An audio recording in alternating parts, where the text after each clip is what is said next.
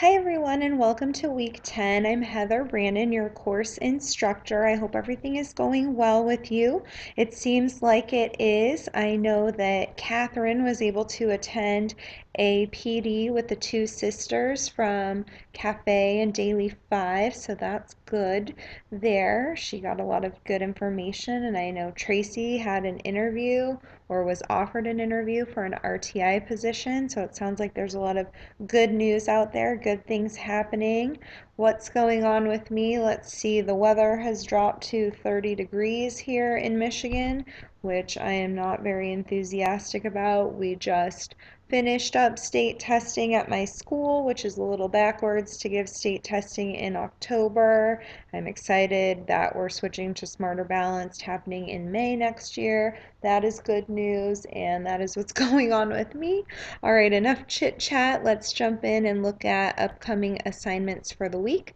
I do have a few announcements. First of all, please make sure to take the time to do your midpoint and or diversity survey. You should be getting an email from the College of Education with directions for that, so please do not disregard it. We do take all of the feedback very seriously to improve the program, so please do that. Also, make sure that you are working on your RTI plan with your group. Those are due November 9th. I'm going to give you some tips for getting started in a minute. And then also check out the group presentation collaboration resources on Titanium created by Lindsay Rutherford for you guys to use. I feel like the directions are very user friendly. She offered to make a video. I don't think a video is necessary, but if you need a video to make sense of these directions, please let me know. She's happy to make that for us. And that assignment I want to start communicating to you is due November 30th. So couple of key assignments due in the month of November. You have the RTI plan on the 9th and the group presentations on the 30th. So now is the time to get moving on those. This week in readings, you just have the article, What Content Area Teachers Should Know About Adolescent Literacy. That's from the National Institute of Literacy.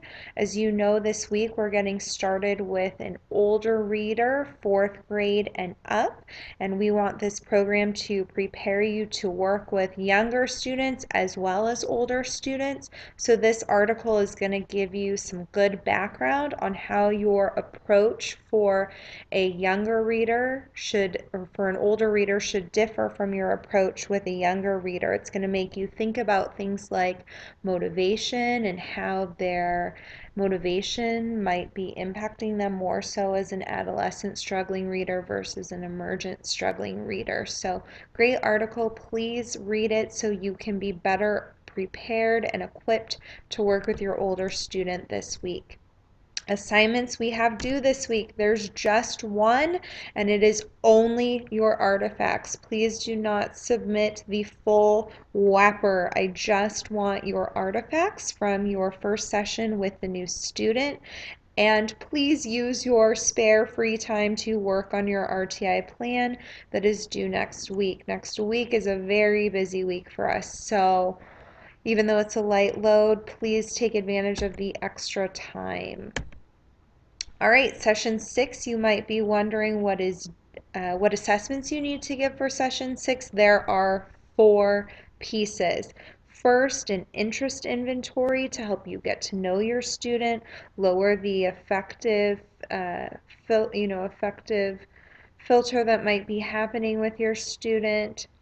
Second, you are giving the motivation to read profile again if you are grades 1 through 6. If you are 6 and above, there is an adolescent version of this assessment found on Titanium in our course folder for this week. This is going to be our common assessment for the value of reading and the self-concept of reading that we will all be able to compare. The third thing you are giving is the QRI word list. Keep in mind you don't know very much about this student. Well, maybe you do if they're your actual student, but assuming you don't know very much about this student, Make sure that you start 2 grade levels below their grade and then be prepared to go above or below from there so you can find your best starting point for the QRI next week. There is no video due this week, but next week there will be one due. The focus of next week's session is solely the QRI. You need to give both narrative and expository, and it will look a little bit different for your adolescent reader. You can think about having them read one of them silently if you would like. You should do at least one verbally, orally, but then from there you can opt to give one silently. I also want you to bring in the Hasbrook and Tyndall rubric and Rosinski's multidimensional fluency rubric so that you can have some other indicators of fluency, not just accuracy and rate, but looking at expression, volume, phrasing, prosody, all of those components of fluency. So just so you know where we're going, with your second session with your student, you are going to the QRI. And that's why we need to give the word list this week. And you will also have a video due next week. All right, let's get some more information on the RTI plan. First of all, you need to know that there are 2 pieces due for this. The first piece is your actual Tier 2 intervention plans. Notice the plural there. So you're going to be making a plan for each grouping of students you feel like needs an intervention plan. So you're looking at our class data and you're prioritizing who needs a Tier 2 intervention, you're grouping them, etc. Then you are picking one of your Tier 2 intervention plans and you are developing a rationale for that plan. So here is what a sample Tier 2 intervention, no, this is not a sample, this is information as to what your plan would consist of, right? This is the actual plan for your groups. Then once you establish that, you need to have the rationale. So for each piece in the plan, your team of reading specialists need to describe in detail your decision making for the grouping, for the focus of the group, and for the assessments you're going to use to progress monitor the effectiveness of your Tier 2 intervention. Please keep in mind that there is more than one way. There is infinite ways to do these RTI plans, which is why it's important to have a strong rationale for why you selected this approach.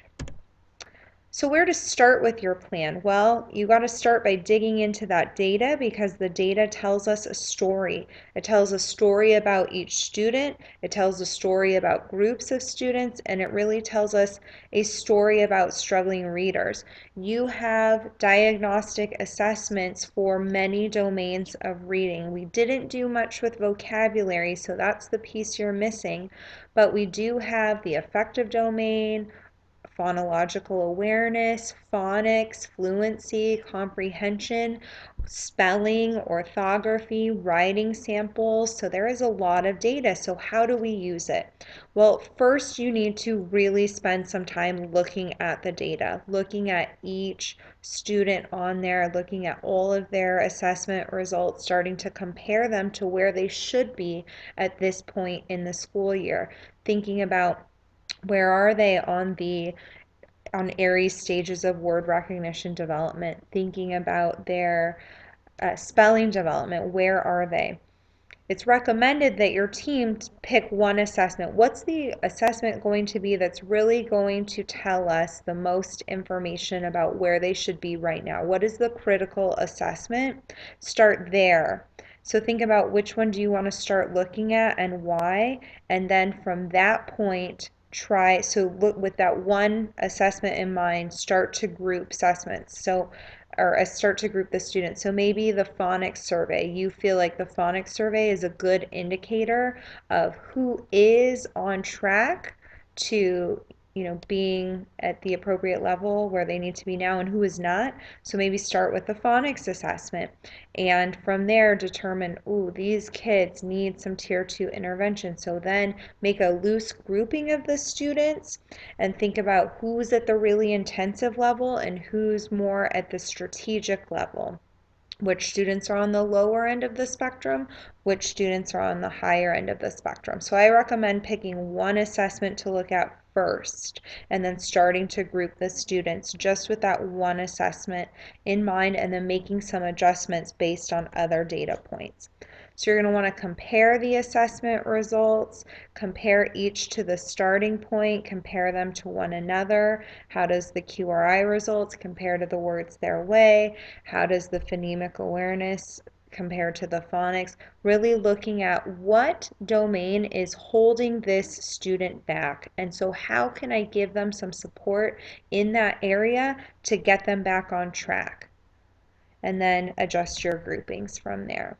Each group should have a focus, an instructional focus. So what domain are you going to provide intervention in? And within that domain, what specifically do they need help with? What is the frequency and duration of the intervention?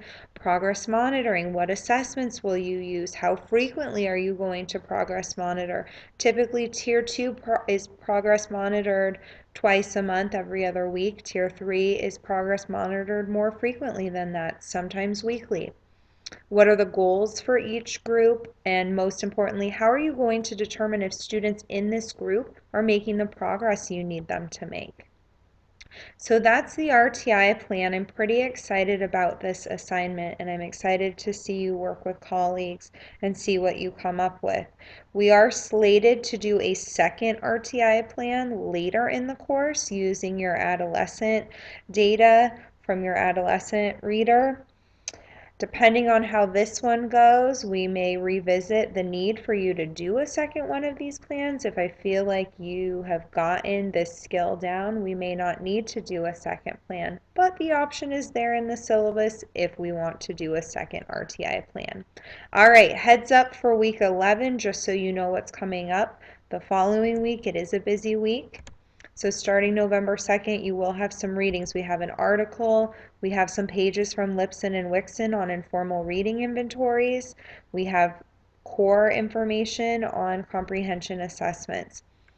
You're going to be giving practicum session 7. You will have a full WAPR to do as well as a video. QRI is big to this course and making sure you know how to really give that informal reading inventory. So you will need to do the WAPR and the video and then your RTI plan as well. Please put a lot of time into this plan. Really use your colleagues as a resource, use the tools from this course as a resource, use those modules from Vanderbilt University as a resource. The quality of your work will determine whether or not we need to do another one of these plans. So really give it your best effort as always.